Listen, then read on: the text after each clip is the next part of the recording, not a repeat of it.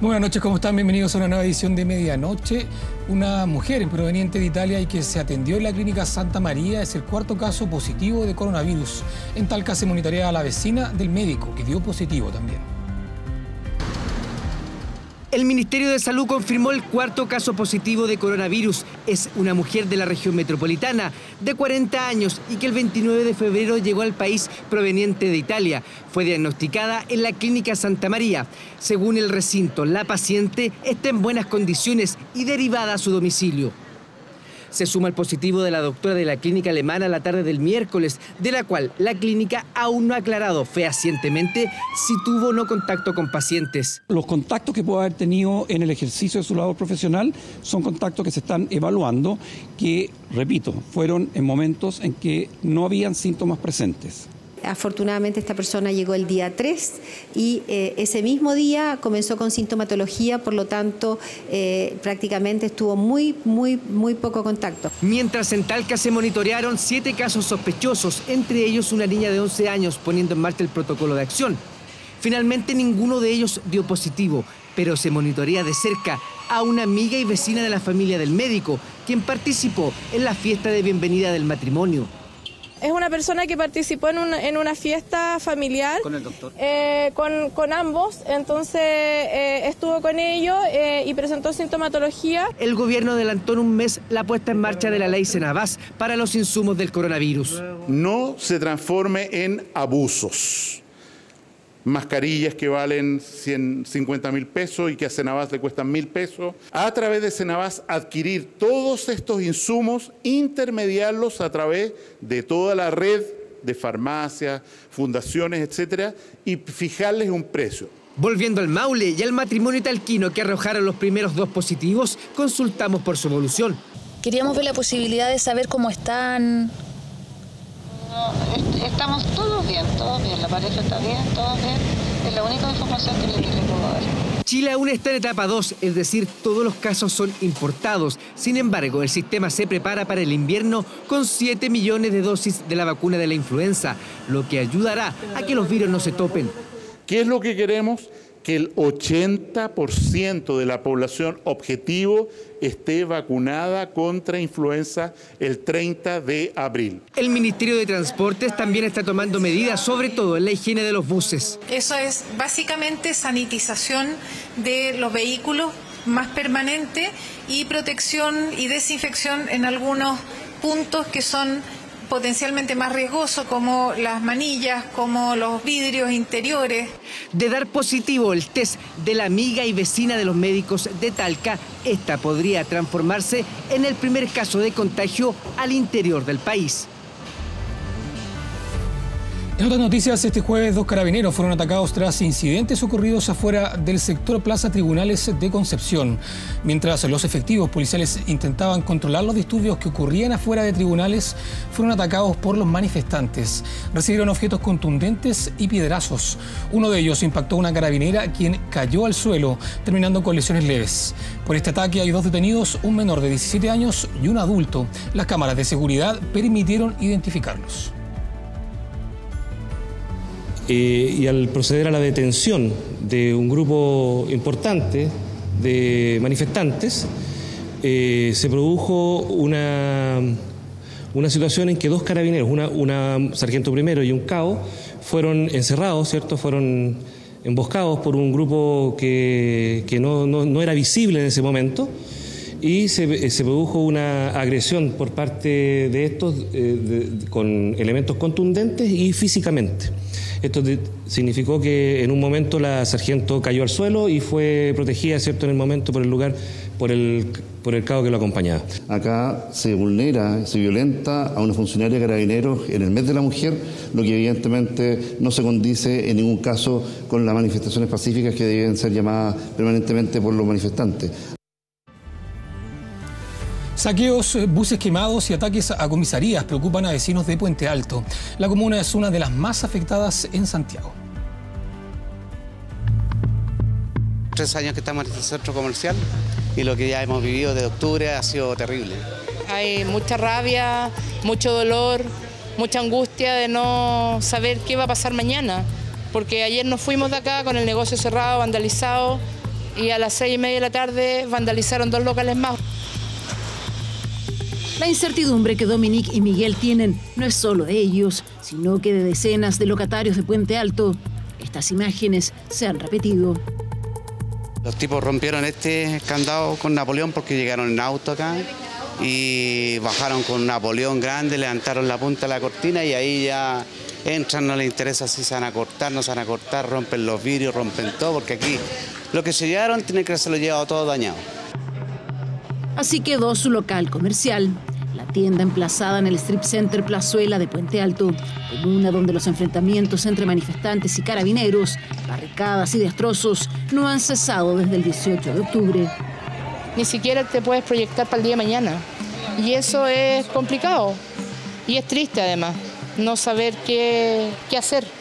Y psicológicamente te da mucha pena, mucho dolor.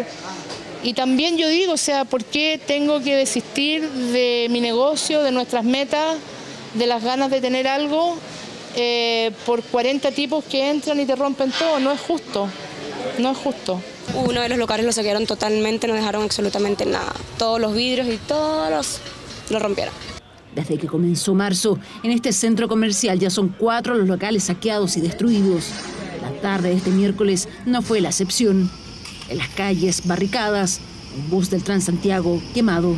Fue interceptado por sujetos desconocidos en el metro Elisa Correa. El conductor fue obligado a bajar del vehículo. Hay quienes piensan que Puente Alto es la otra zona cero de las manifestaciones. Están haciendo muchos destrozos por nada, porque al fin y al cabo destruyen Puente Alto que estaba tan bonito, ahora ya no es lo mismo. A mí me da pena, porque yo ayer andaba con mi hijo en el sótero del río y tuvimos que salir arrancando. Y no había en qué venirme, no había qué tomar con él. ¿Por qué salió arrancando? Porque estaban protestando y llegó Carabineros a tirar bombas, con esa cosa de tirando agua y yo arrancando con mi hijo. Y es mentira que Puente Alto es una zona roja. A lo mejor tú la podéis ver aquí, no sé, pues está tapeteado con estas, digamos, protecciones, pero tú ves la biblioteca municipal, no tiene ni siquiera un vidrio roto. Entonces eso habla también hacia dónde está yendo la violencia. Pero como ha sido la tónica de los disturbios, otra vez la 20 Comisaría de Puente Alto sigue siendo un blanco de los manifestantes. Así de protegida permanece esta unidad policial. La unidad policial fue violentamente atacada por estos estudiantes que andaban de uniforme, con elementos contundentes, extintores, con clara intención de provocar daños y lesiones al personal que está trabajando. Pero ellos no han sido los únicos. Este jueves, la 7ª Comisaría de Renca nuevamente fue atacada por manifestantes. En prisión preventiva quedó un carabinero que disparó una bomba lacrimógena por la espalda a un joven en Rancagua en diciembre pasado. El afectado sufrió una fractura de cráneo y un derrame cerebral.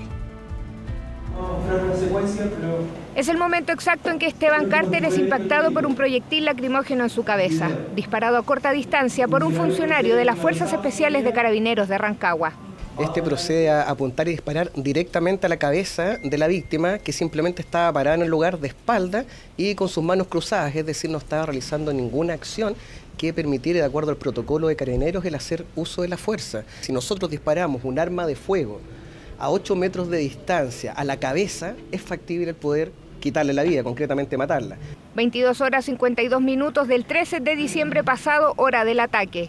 La víctima de 32 años asegura que previamente bebió unas cervezas en un bar. Se encontró con manifestantes que se enfrentaban con carabineros, aunque no habría participado de los disturbios. Así al menos se advierten estas imágenes. El joven caminaba sobre la vereda cuando recibió el impacto del proyectil, que lo dejó con una fractura de cráneo y derrame cerebral.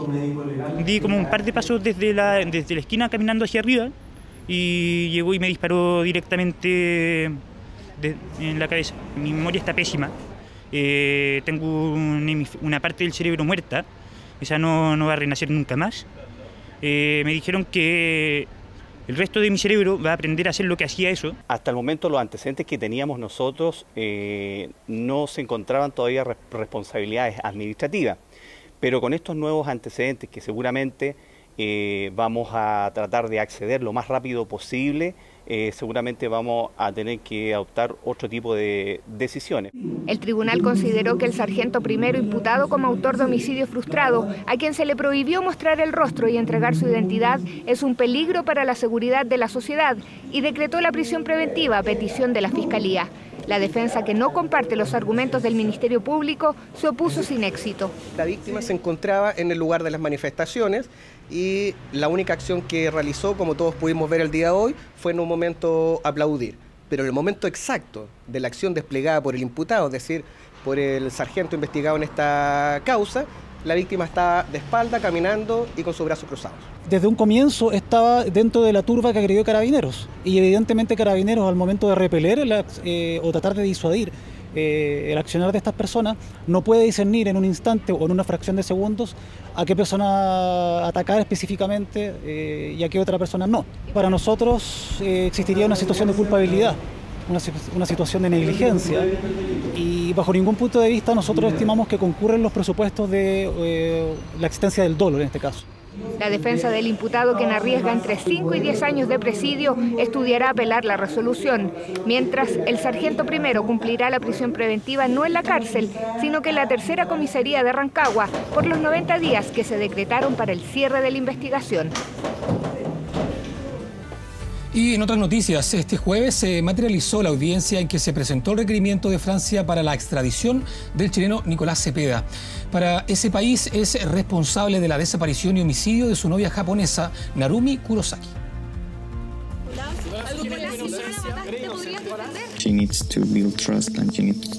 ¿Podrías contar qué pasó efectivamente con Narumi? Pay a little cost of what she did and assume that. ¿Declaras inocente? ¿Tienes algo que decir? She cannot go around making those kind of mistakes. ¿Declaras inocente? Silencio sepulcral ante cualquier tipo de consulta. A Nicolás Cepeda Contreras pocas veces se le ha visto públicamente como este jueves. Tras dos fallidos intentos, finalmente se concretó el comienzo de la audiencia de solicitud de extradición del joven chileno, requerimiento emanado desde la justicia francesa, por lo que en sus antecedentes figura como el crimen de la ciudadana japonesa Narumi Kurosaki en la ciudad francesa de Besançon, cuyo autor para ellos es nada menos que su expareja, el chileno Nicolás Cepeda. Cruzando toda esta información, las autoridades francesas concluyen, a juicio de ellas, sin duda, de que el señor Nicolás Cepeda viajó a Francia de manera premeditada y realizó una serie de acciones conducentes a que, en forma previa a la comisión del delito de asesinato, a investigar, a ver cuál era el terreno en el cual iba a poder asesinar a la señora Narumi Kurosaki y de qué manera, y explorar el terreno donde eventualmente podría ocultar entonces su cadáver posteriormente. Las triangulaciones de la justicia francesa hablan de compras sospechosas como combustible, cloro o fósforos, de un seguimiento insistente a modo de espía de Cepeda hacia Kurosaki durante los días previos a su desaparición, asimismo de una maleta y frazada que nunca fueron halladas desde su dormitorio, al igual que ella. Pero pese a eso, creemos que no existen antecedentes probatorios suficientes y nuevamente serios que permitan efectivamente formar una convicción al nivel de estándar de acusación en Chile de que ha ocurrido primero la muerte de la señorita Narumi Kurosaki, y menos el homicidio, menos el actuar doloso de la persona respecto de eso, y menos aún la premeditación conocida. El gran problema dentro de este escenario es que no existe un cuerpo del delito, algo en lo que se ampara la defensa de Nicolás Cepeda, pero que a Francia no le preocupa. Estamos convencidos con los antecedentes que ha aportado el Estado requirente, en este caso la República Francesa. Hay antecedentes suficientes para entender que hay elementos para acreditar la participación de Nicolás Cepeda en la muerte de Narumi Kurosaki y por lo tanto procede el pedido de extradición. Para conceder una extradición tiene que haber una investigación seria que acredite la existencia del delito y evidentemente la participación. Y en este caso nosotros estimamos que esto no es así y así lo vamos a poder sostener después con la rendición de la prueba. Pruebas que serán expuestas por cada una de las partes los próximos 18 y 19 de marzo ante la Corte Suprema de Santiago, cuando Nicolás Cepeda vuelva a enfrentar los tribunales y se dilucide el camino ante una posible extradición por la desaparición de Narumi Kurosaki. Y finalmente comenzó el juicio por la muerte de Camilo Catrillanca. 7 ex carabineros y un abogado están acusados por el homicidio del joven comunero.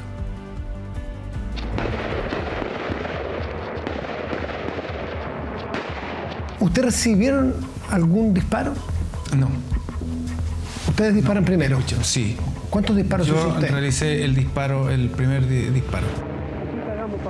Cuando lo vi sentado, inclinado hacia la derecha, mi mundo se me derrumbó. ¿Por qué? ¿Por qué usted? Porque no era el objeto, porque fui parte de los que disparé.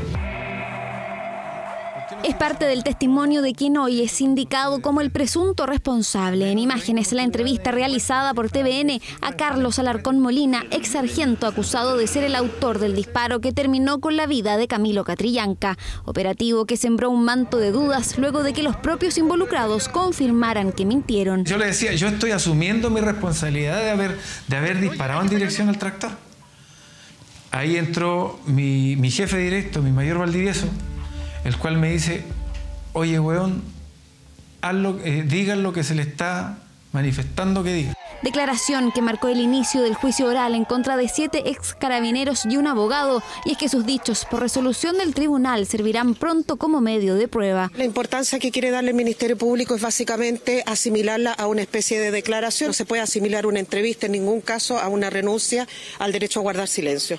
Homicidio consumado, homicidio frustrado, apremios ilegítimos hacia el menor que acompañaba a Camilo, obstrucción a la investigación y prevaricación son algunos de los delitos que se les imputan. Nosotros estamos diciendo que son los 4 responsables porque ellos actuaron juntos, por lo tanto tienen la misma responsabilidad, que también para ellos sea una condena ejemplar, porque creemos que con la muerte de Camilo nosotros, ni por más justicia que haya, no lo vamos a recuperar. Se afectó irremediablemente la vida de una persona, don Camilo Catrillanca, terminando esta con su muerte a consecuencia de la acción homicida de quien era a esa época un carabinero. Y en segundo lugar, es una causa que deja en evidencia una serie de maniobras desarrolladas por un conjunto de ex policías destinadas a entorpecer la investigación, tergiversar la verdad. De 300 días a 15 años de presidio. Eso arriesgan los acusados, quienes fueron también parte a casi 1 año y 4 meses de la muerte de Camilo, del comienzo del juicio que busca llegar a la verdad. Y este jueves el Consejo de Defensa del Estado se querelló contra la ex ministra Javiera Blanco y otras 14 personas, entre ellas ex generales y directores de Carabineros, pero en el marco de la investigación del fraude dentro de la policía. En total se acusaron 15 personas por su presunta participación en los delitos de malversación de caudales y falsificación de instrumento público. Entre los querellados destacan los ex generales directores de la Policía Uniformada Eduardo Gordon, Gustavo González y Bruno Villalobos, y la exministra Javiera Blanco, quien aparece entre los supuestos beneficiarios y receptores de la distribución ilícita de gastos reservados entre 2006 y 2010. La exsecretaria de Estado aseguró en un comunicado que nunca ha recibido gastos reservados y que seguirá colaborando con la investigación para llegar a la verdad. En el marco de la investigación por presunto cohecho y tráfico de influencia en el Ministerio de Obras Públicas, se conocieron las declaraciones del actual ministro de Economía, Lucas Palacios, que reveló detalles de las solicitudes de Gustavo Asbun. Según publicó La Tercera, el actual secretario de Estado confirmó la solicitud del diputado UDI, señalando que en febrero le envió un WhatsApp solicitando que revisaran y aceptaran la apelación para levantar la suspensión de la empresa SGIC, agregando que le dijo que había comprado el 50% de ella. Además, Palacios negó cualquier tipo de pago o traspaso de dineros hacia él, autorizando la revisión de su cuenta bancaria. La Fiscalía planifica una reconstrucción de escena para esclarecer la muerte de un manifestante que fue atropellado por un camión de la Armada en octubre pasado en Talcahuano. El Ministerio Público acusó al infante de Marina que conducía el vehículo de cuasidelito de homicidio por un accidente de tránsito, mientras que su familia y el Instituto Nacional de Derechos Humanos acusan que pudo detenerse antes, por lo que lo consideran un homicidio, con lo que las penas serían más altas. El Juzgado de Garantía de Talcahuano prorrogó en 2 meses el plazo de investigación y con la reconstrucción de escena esperan determinar si fue o no accidental. El precio de la canasta básica sigue en aumento y en enero su alza fue de 1,3%, cerca del doble que el IPC. En los últimos 12 meses superó el 5%, complicando a millones de familias a las que se les ajusta el presupuesto. Esta canasta mide 80 productos de consumo básico como arroz, avena, carne molida y té. Es un grupo que debe entregar el mínimo de calorías diarias fijado en 2.000 por persona. El precio supera los 45.000 pesos mensuales y provocó el aumento de la línea de la pobreza, establecida en quienes reciben menos de 170.000 pesos. Internacional. Y volvemos con noticias del mundo. En América Latina ya van casi 30 casos de coronavirus, luego de que también se confirmara en Brasil el primer contagio de una niña y en Argentina se informara de su segundo caso. Se trata de un hombre de 23 años que llegó a Buenos Aires el 1 de marzo proveniente desde Italia. Se encuentra estable y está en aislamiento en un sanatorio. En tanto, en Brasil, una menor de 13 años no presentaba ningún síntoma como fiebre, tos o dificultades respiratorias, pero el resultado de su análisis dio positivo en COVID-19. Las autoridades brasileñas están investigando este caso luego de que llegara proveniente de Italia. Brasil suma 8 contagios del brote, solo superado por Ecuador, que tiene 10 casos.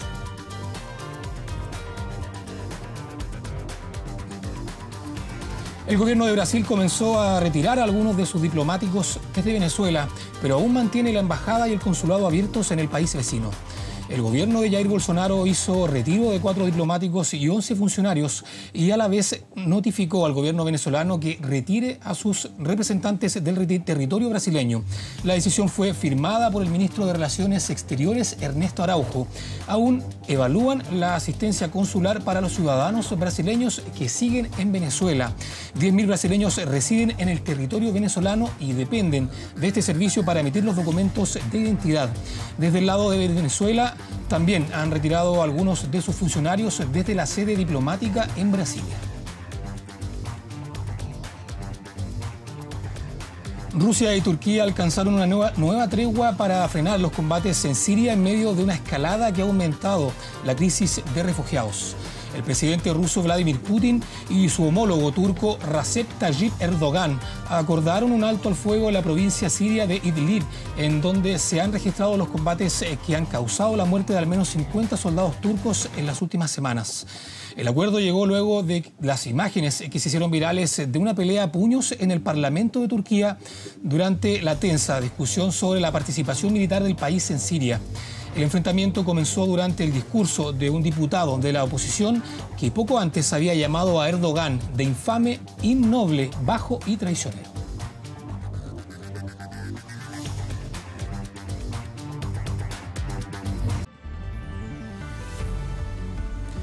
Y a esta hora tenemos una temperatura de 20,8 grados. Hoy Santiago estará despejado con una máxima de 31 grados. Iquique estará parcial con una máxima de 26 grados. Y cuando son las 2:24 de la madrugada, dejamos hasta aquí la revisión de noticias en medianoche. Muchas gracias por su sintonía. Que descansen.